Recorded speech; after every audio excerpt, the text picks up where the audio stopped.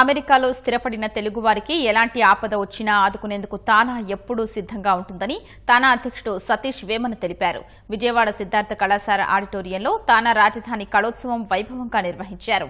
ముఖ్య అతిథిగా హాజరైన మంత్రి ఆదినారాయణ రెడ్డి జ్యోతి ప్రజ్వలనతో కార్యక్రమాన్ని ప్రారంభించారు. మహిళలకు కుట్టు మిషన్లు అందించారు. ఈ సందర్భంగా విద్యార్థినులు ప్రదర్శించిన సాంస్కృతిక కార్యక్రమాలు వీక్షకుల్ని ఆకట్టుకున్నాయి.